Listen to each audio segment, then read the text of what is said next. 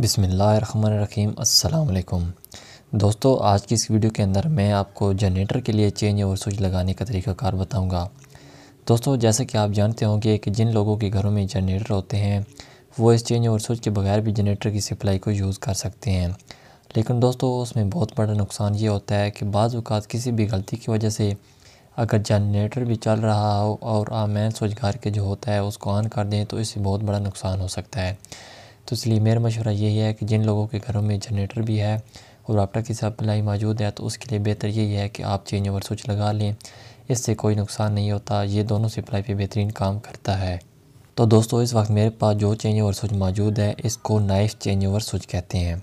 जैसा कि यहाँ पे आप देख सकते हैं कि ये मेरे पास 2 पोल का 32 एम्पेयर का चेंज ओवर स्विच है। ठीक है दोस्तों, यानी कि चाकू नुमा चेंज ओवर स्विच। दोस्तों, क्योंकि इसके अंदर जो पतरियाँ लगी होती हैं उसकी शेप जो होती है वो बिल्कुल चाकू नुमा होती है। जिस तरीके से चाकू को खोला और बंद किया जाता है सेम इसी तरीके से अंदर इसकी जो पतरियाँ होती हैं उनका भी यही फंक्शन होता है। तो इसलिए इसको नाइफ चेंज ओवर स्विच कहते हैं।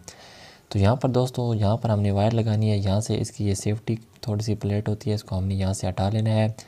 अब यहाँ पर दोस्तों आप देख सकते हैं कि यहाँ पर 2 पॉइंट आपको नीचे की जानिब नज़र आ रहे हैं, 2 सेंटर के अंदर हैं और 2 ऊपर की जानिब नज़र आ रहे हैं। तो चलिए आप जानते हैं कि इसके अंदर वायर हमने किस तरीके से लगानी है। तो यहाँ पर दोस्तों मैंने 2 वायर ले ली हैं, ब्लैक और रेड कलर की, न्यूट्रल और फेस वायर। ठीक है दोस्तों, अब इस वायर को हमने इस चेंज ओवर स्विच के अंदर लगाना है। ये हमारी वो वायर हैं जो कि हमारी जो वापटा का मीटर होता है वहाँ से आ रही हैं। तो इस पॉइंट के अंदर दोस्तों मैंने इस ब्लैक वायर को लगा देना है। तो यहाँ पर लगा के मैं आपको चेक कराता हूँ। तो यहाँ पर दोस्तों मीटर की जो न्यूट्रल वायर होगी उसको हमने यहाँ पे लगा दी है। अब इसके बाद दोस्तों मीटर की जो फेस वायर होगी ये रेड कलर वाली, इसको हमने ऊपर जो हमारे पास ये वाला पॉइंट है इस पॉइंट के अंदर हमने इस रेड वायर को लगा देना है। दोस्तों, क्योंकि जो इलेक्ट्रिकल का कानून होता है उसके मुताबिक हमेशा जो फेस होता है वो राइट साइड पे होता है और जो न्यूट्रल होती है वो हमारी लेफ़्ट साइड पे होती है। तो इस तरीके से हमने राइट साइड पे इस फेस वायर को लगा दिया है। तो यहाँ पर दोस्तों मीटर की जो वायर थी उसको हमने इस चेंज ओवर स्विच के ऊपर वाले टर्मिनल के अंदर लगा दिया है। अब दोस्तों इसके बाद हमने इसके अंदर जो जनरेटर की वायर होगी उसको लगाना है। ठीक है दोस्तों, तो जैसे कि आप सभी को मालूम है दोस्तों कि जनरेटर से भी हमारी आउटपुट की 2 वायर निकलती हैं, न्यूट्रल और फेस। तो यहाँ पर मेरे पास ये जनरेटर की वायर है। अब इन दोनों वायर को दोस्तों हमने चेंज ओवर के अंदर लगाना है। तो चलिए सबसे पहले मैंने इस जो ब्लैक वायर होगी न्यूट्रल, इसको सेम हमने इसी पॉइंट के अंदर लगा देना है। जिस तरीके से हमने ऊपर ब्लैक वायर लगाई थी सेम उसी के नीचे हमने ये जनरेटर की जो ब्लैक वायर होगी न्यूट्रल वायर, इसको हमने इस पॉइंट के अंदर लगा देना है। तो चलिए मैं यहाँ से जल्दी से इसको लगा लेता हूँ। जनरेटर की न्यूट्रल लगा लेने के बाद दोस्तों अब हमारे पास ये जनरेटर की जो फेस वायर होगी इसको सेम हमने इसी सिमत में लगाना है जिस सिमत में हमने ऊपर मीटर की रेड वायर लगाई थी। तो इस तरीके से ये होगा कि हमारी जो लाइन है वो बिल्कुल सीधी रहेगी। तो जनरेटर की फेस वायर को हमने इस पॉइंट के अंदर लगा देना है दोस्तों। तो यहाँ पर वायर लगा लेने के बाद अब इस चेंज ओवर के अंदर हमारे मीटर और जनरेटर दोनों की वायर लग चुकी हैं। अब इस तरीके से हमारे इसके अंदर कनेक्शन हो चुके हैं। ये हमारे जनरेटर की वायर होगी और ऊपर हमारी मीटर की वायर होगी। अब दोस्तों इसके अंदर से हमने आउटपुट की वायर निकालनी है जो कि हमारे घर के लोड के अंदर जाएंगी। ठीक है दोस्तों, तो यहाँ पर आप देख सकते हैं कि साइड पे आपको 2 ये पॉइंट नज़र आ रहे हैं। तो अब यहाँ पर दोस्तों हमने आउटपुट की वायर लगानी है। तो सबसे ऊपर वाला जो हमारा पॉइंट होगा उसके अंदर हमने इस रेड वायर को लगा लेना है। चाहे तो आप ऊपर ब्लैक वायर भी लगा सकते हैं, कोई मसला नहीं है, लेकिन जो एक तरीक़ाकार है वो यही है कि हमेशा राइट साइड पे फेस होता है और लेफ़्ट साइड पे न्यूट्रल होती है। तो इस तरीके से हमने ऊपर की जानिब जो रेड वायर थी वो लगा दिया है जो कि हमारी आउटपुट की फेस वायर होगी। अब इस तरीके से दोस्तों हमारे पास जो नीचे वाला पॉइंट है इसके अंदर हमने इस ब्लैक वायर को लगा लेना है जो कि हमारी आउटपुट की न्यूट्रल वायर है।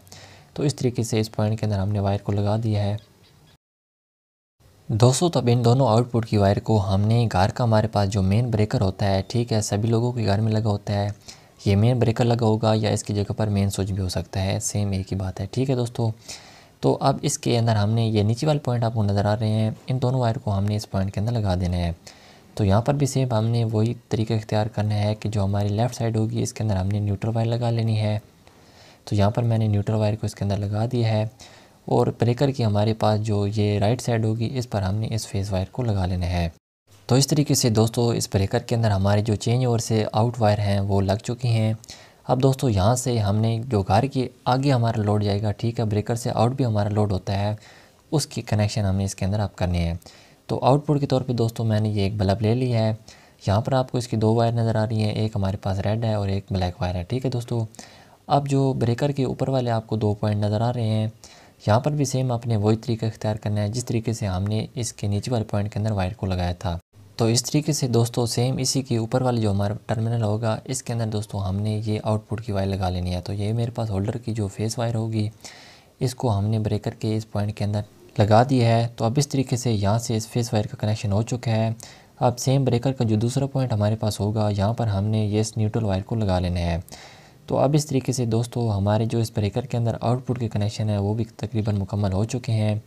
तो फाइनली दोस्तों अब हमारे पास ये सारे कनेक्शन ओके हो चुके हैं। तो चलिए अब इसकी टेस्टिंग करा के आपको चेक कराता हूँ कि हमने ये जो चेंज ओवर स्विच लगाया है ये किस तरीके से काम करता है।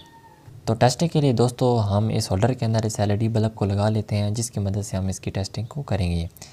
तो यहाँ पर दोस्तों मैंने एलईडी बल्ब को इसके अंदर लगा दिया है। तो चलिए अब मेन सप्लाई को मैं ऑन कर देता हूँ, फिर इसकी टेस्टिंग करा के आपको चेक कराता हूँ कि किस तरीके से हमारा चेंज ओवर स्विच काम करता है। तो यहाँ पर दोस्तों इस वक्त हमारे चेंज ओवर स्विच सेंटर में है, तो इसका मतलब ये बिल्कुल ऑफ है, ना जनरेटर चलेगा ना मीटर चलेगा। ठीक है, अब घर की लोड को दोस्तों अगर मैं मीटर के ऊपर चलाना चाहता हूँ तो इसका जो चेंज ओवर का लीवर है इसको हमने ऊपर की जानिब कर देना है। तो यहाँ पर इस तरीके से ऊपर की जानिब करके हमने ब्रेकर को ऑन कर देना है।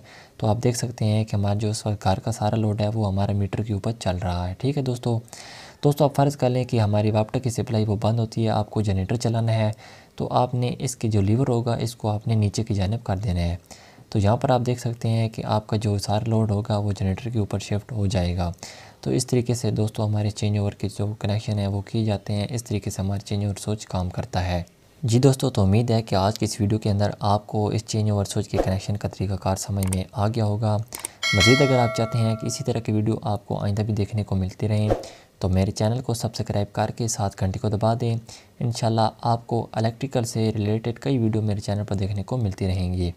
तो मिलते हैं नेक्स्ट वीडियो में। अपना बहुत सारा ख्याल रखिएगा, दुआ में याद रखिएगा। अल्लाह हाफ़िज़।